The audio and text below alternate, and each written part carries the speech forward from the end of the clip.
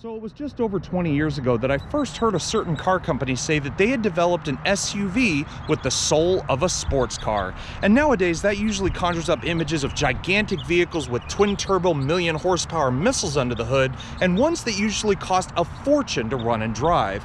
However, you don't always have to spend the big bucks to have just as much in the thrills department as you do in practicality. So to put that claim to the test, today we're going for a spin and showing you all around the 2021 Mazda CX-5 Signature.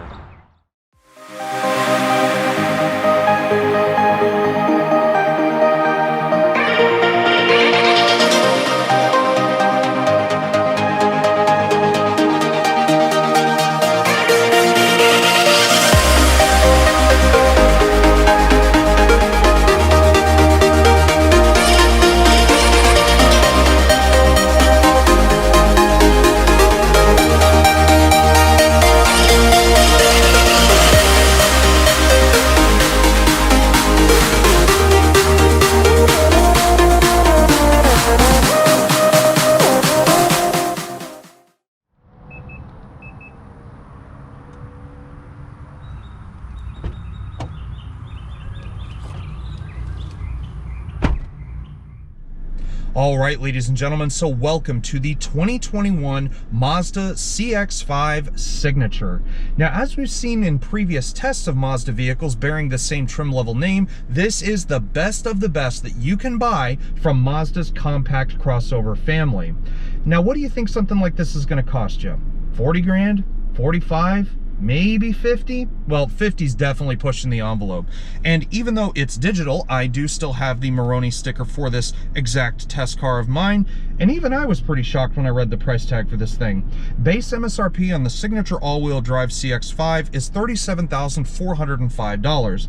Factor in a couple little extra charges. We have $495 for the exterior paint color. We have $125 for a rear bumper guard and no charge for a pre-delivery inspection, plus the typical $1,100 delivery processing and handling fee. And all in, as you see on this test car of mine, we have a sticker of $39,125.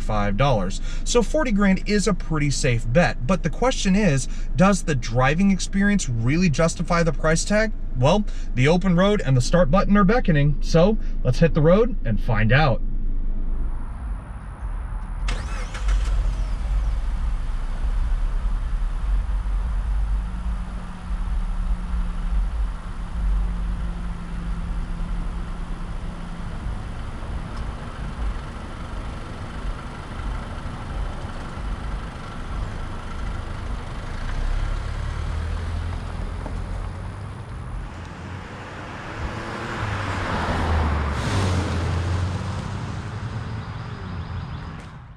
Now, as somebody who comes from a long line of Mazda owners and that has driven several recent Mazda products, I will tell you the CX-5 is behaving exactly the way I thought it would. Number one, it does have that zoom factor, as we all know.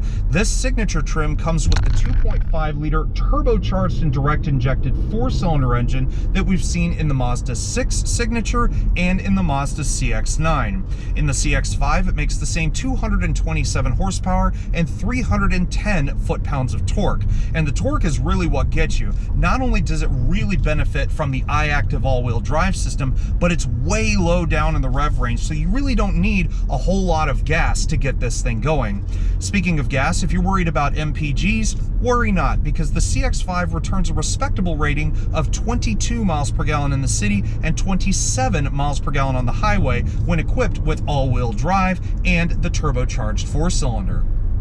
Now, to those who have some sort of notion that all small crossovers like this are created equal, you might want to get behind the wheel of one of these because, number one, instead of strut suspension in front, independent multi-link suspension out back, this has 4-wheel independent suspension, which does mean that, number one, you feel a lot more of the road in this car. I won't say it's the hardest thing I've ever felt by any means, but it does feel that I can feel a lot more of the small imperfections in the road. That was a small little tar crack, and that's a little bit of a rough patch on the right. You get the idea. But what that also translates to is a chassis that is very capable for a small crossover.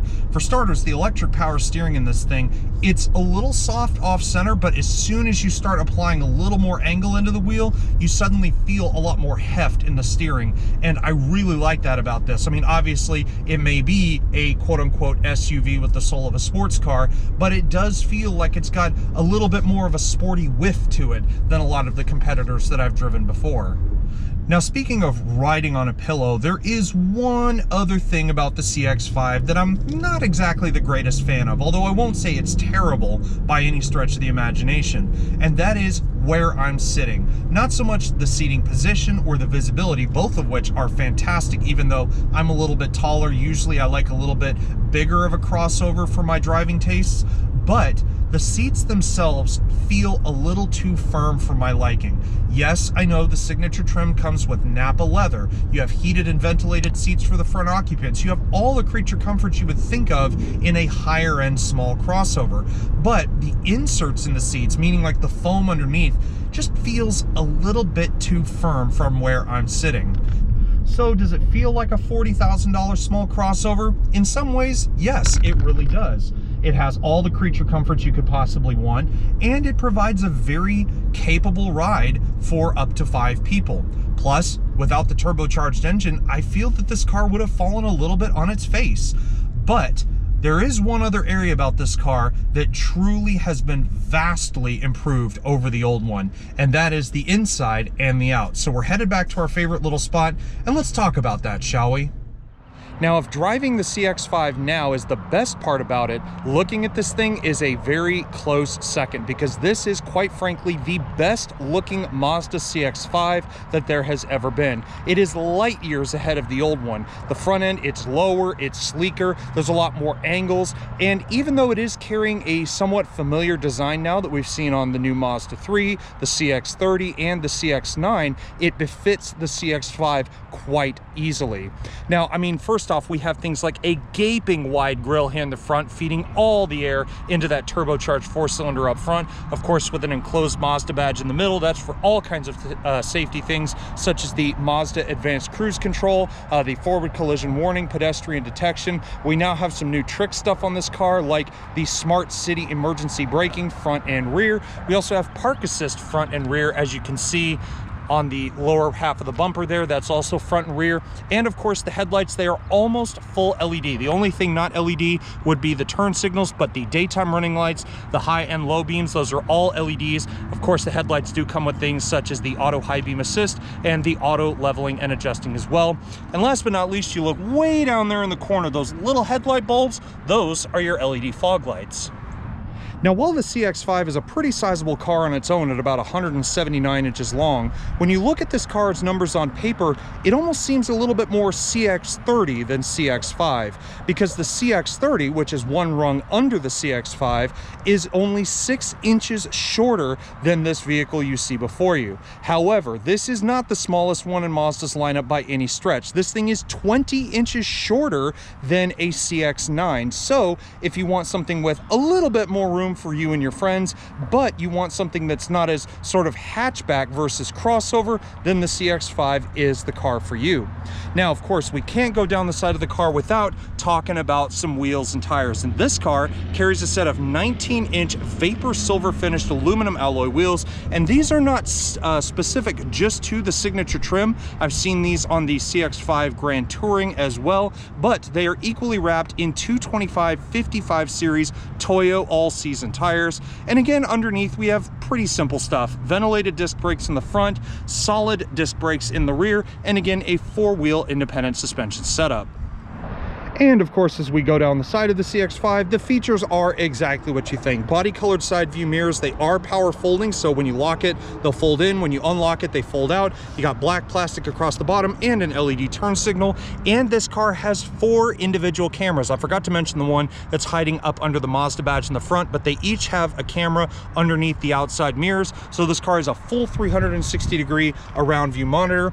Blind spot monitoring and rear cross traffic alert is standard on pretty much every CX-5 in the line.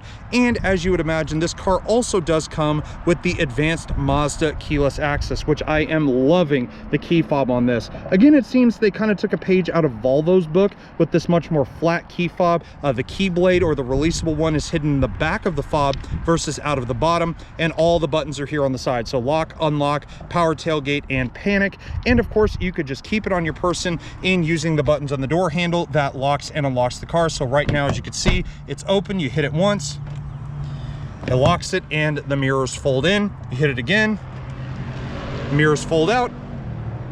Now, if you like a crossover with a good bit of booty on it, then definitely take a look at the back of the CX-5, because this thing has curves and swoops in all the right places. First of all, before we even get to that, look at the lines going down the side, that belt line that pretty much follows almost all the way up the car, except you have another line that goes from the rear door handle up along the side. And then of course you have the body lines surrounding the wheel arches that then go along the bottom of the door.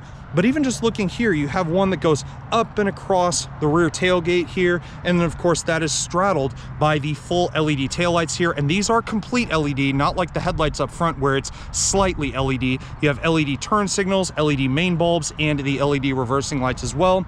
And can I also say, I love the badging back here as well, how they've put signature across the bottom. I mean, they could have put it in cursive or made it a little bit more special, but nevertheless, it lets people know you're not driving just any ordinary CX-5. Again, the backup camera is hidden just under the Mazda badge. That completes the 4-camera set on here. And we also have the Skyactiv turbo badges, again, distinguishing the signature as no ordinary compact CX-5.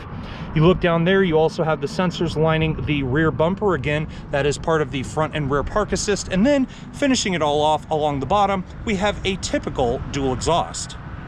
Now, although this loaded CX-5 and a good few of its other trims do come with a power-assisted tailgate, none of them will come with a hands-free access system. So if you do find yourself coming up to the back of your CX-5 and your arms are full of groceries, or maybe you've got a kid in each arm, you're not going to be able to open it hands-free. And that includes either waving your foot under it or having the key fob on your person and having it just open by itself. So if we open it using the key here, the power tailgate rises up pretty quickly, and it reveals a storage area that's actually quite sizable. First of all, you notice the rear seats are not 60-40, but instead 40-20-40 split fold. So you can actually pull this tab right here and actually fold down that middle partition and put longer items up through the middle instead of having to fold the seats down completely.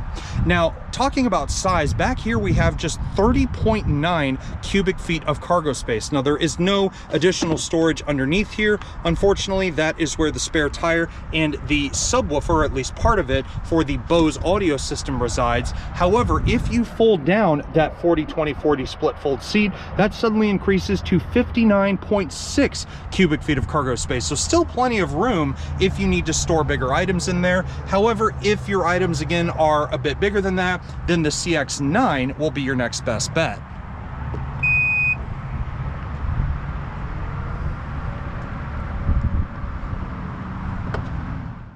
Now, as we've seen with Mazda products in the past, it's not so much on the outside what matters, it's what happens when you open the door and take a look inside. And yet again, guys, we have another beautifully crafted interior thanks to the signature trim. Now, the one thing I want to make note of, take a look at these Napa leather-lined seats here in this signature trim. What color does that look like? If you said brown, your eyes are not deceiving you. This is a very, very deep, almost dark chocolate brown, known as Cantura brown.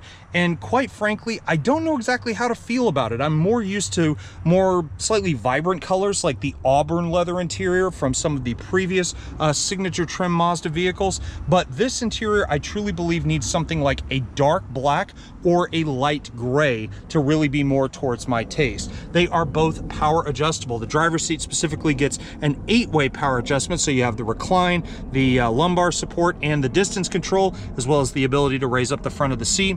The driver's seat does have a 2-person memory setting, and then of course over here on the door you have all the other powered conveniences you could want. So you have power door locks, window locks, all 4 automatic windows, your power mirror controls, and the ability to fold in those power extending mirrors manually. Now, of course, with a name like Signature, this CX-5's interior truly feels like quite the special place to be. And of course, as you would also imagine, it is packed to the hilt not only with technology, but it is wrapped in some of the best materials Mazda can offer. I mean, just starting with the steering wheel, it is leather wrapped, as you would do. And of course, it has the typical hand-stitched pattern here across the inside. That's always been kind of a signature feature of the Signature trim ever since this trim level's namesake came about with the CX-9 back in 2016. But it also has all the buttons that we've seen in Mazda products before. We have the adaptive cruise control functions over here, including the distance sensor, set, reset, as well as on, off, and cancel. And over here to the left, the majority of these are all of your hands-free radio controls, including volume controls, the mute, hands-free Bluetooth with voice recognition, seek track, but inside of that button, you'll see one labeled info. That will change all of the information in the thin film transistor display that makes up your speedometer, your fuel gauge, and your active MPG, or at least the digital fuel gauge. You also have an analog one down there in the lower right. On the back of the steering wheel, we also have paddle shifters, which definitely allow you to make the most of that 2.5-liter Turbo 4 up front. Now, the steering column itself is manual tilt and telescope, so you have the latch down below the steering column so you can bring it out towards you or away from you as much as you want. On either one of the stalks, again, we have automatic LED headlights and automatic rain sensing wipers, which is nice because you can just leave it in auto. If the windshield wipers sense that they're getting water on them, they'll just kick on automatically. I have loved that feature, especially since the day I got this car, it was pouring down rain. So definitely have made the best use of those. And then, of course, over here to the left, we have a couple of the ubiquitous blank buttons. We've seen this on many cars in this segment, but we also have the button to turn off the lane keep assist and lane departure warning functions. You have the button to turn on or off the park assist. You also have the button that allows you access to the 360-degree around view monitor. You have the hill start assist, which is standard on most all-wheel drive CX-5s, and you have the button to open the power tailgate. Now, if there's one massive improvement to most of Mazda's interiors for 2021 that I absolutely have been waiting for a couple of years now, it is right here. This is now a 10.25-inch multimedia interface, and not only has the size of the screen been improved over the old 8-inch system, but now the old dated Mazda Connect system is no more. There are brand new telematics in here, and as you can see, not only are the graphics completely improved, but everything is just so much more simple.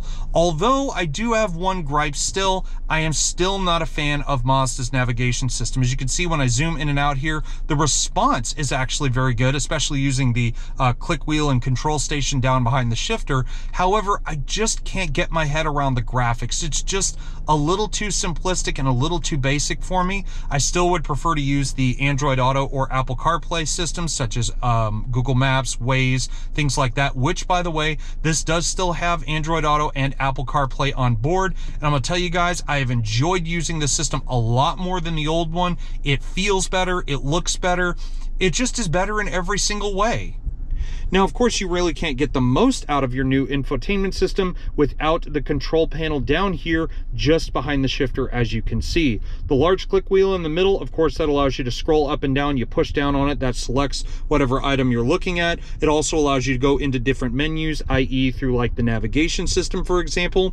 You also have the smaller volume control, as well as the power button over here to the right, as well as five very simplistic tabs. So the one in the middle, of course, is your home screen that we saw in the beginning. We have the audio function, navigation, the back button, and the button to favorite different functions within that system. It has a 10-speaker Bose audio system, not only with Bose Centerpoint technology, but also the Bose Audio Pilot. The Audio Pilot basically allows the music to be adjusted in relation to the road noise outside. So if the road noise gets really bad, it'll turn the volume up. If it gets kind of quiet in here, it'll turn it down, so on and so forth. But let's push the button and let's see what we get.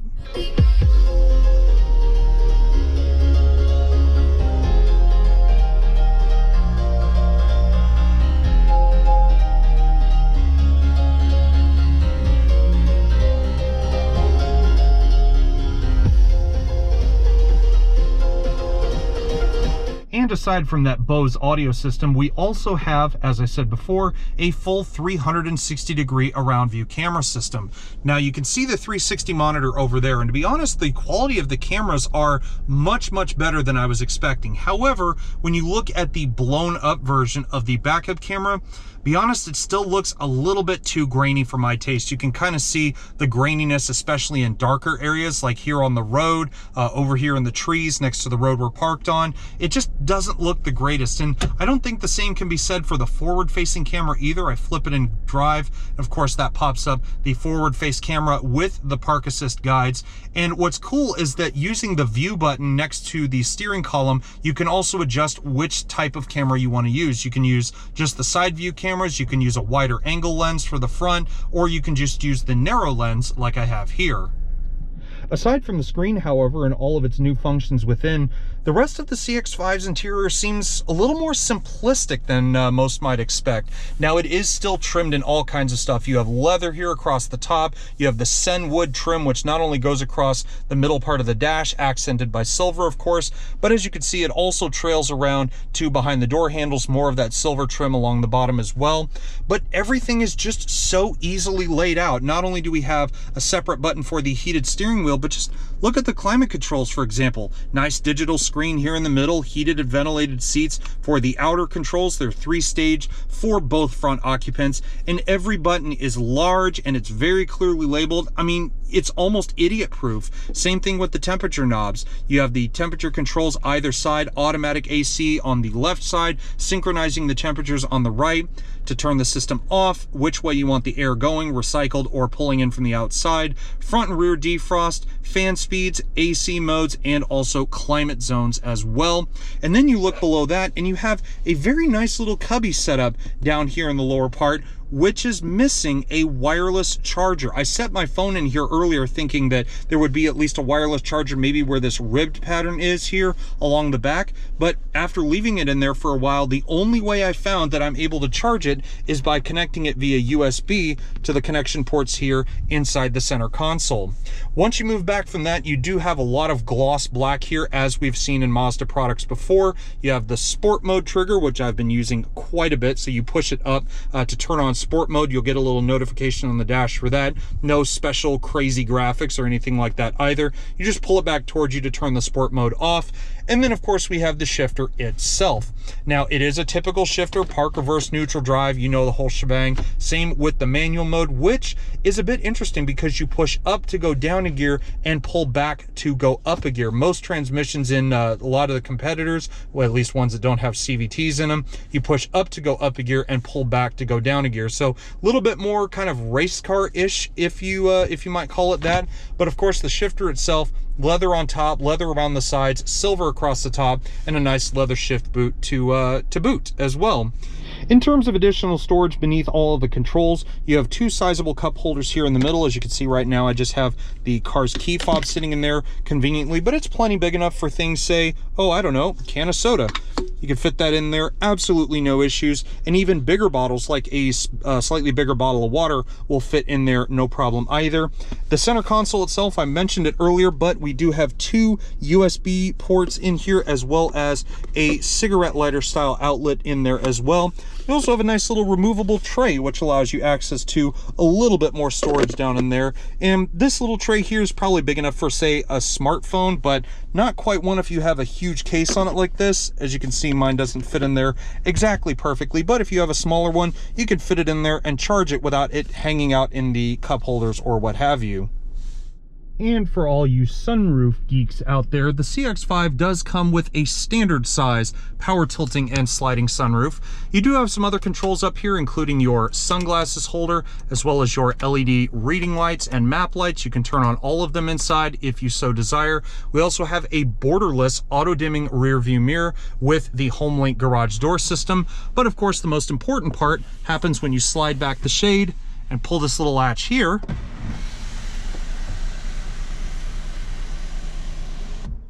Now, unfortunately, due to the CX-5's slightly smaller size in comparison to most compact crossovers, you will notice a little bit of a decrease in rear seat space.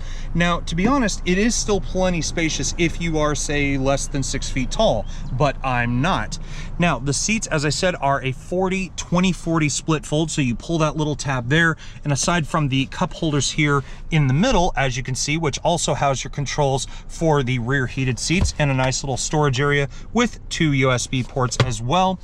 There really is not a whole lot of room to go around back here. And I mean, I just get in here, and as you can see, I'm sitting behind myself. And although the seats back here are extremely comfortable, when you shut the door, it almost feels a little too claustrophobic for me. So if I'm sitting in the back of this thing, I don't think I would be the most comfortable. I'd much rather be the one sitting up there in the driver's seat. You do have 2 leather-bound map pockets back here as well, along with your air conditioning fence for the back. As I said, there is no third zone back here, just the dual zone system up there in the center stack. And with all that said, this now wraps up our review and drive of the 2021 Mazda CX-5 Signature all-wheel drive. I do hope you guys enjoyed this review as much as I enjoyed making it, and if you did, please give this video a thumbs up, and also while you're at it, hit that subscribe button down below, because trust me, it does benefit the both of us in the end. At the end of the day though, I have to give a huge thanks to my friends at Mazda USA for allowing us surprise access to this CX-5 for a whole week of driving around. But at the end, guys, I hope you enjoyed the review, and I will see y'all next time. Take care, everybody. Stay safe.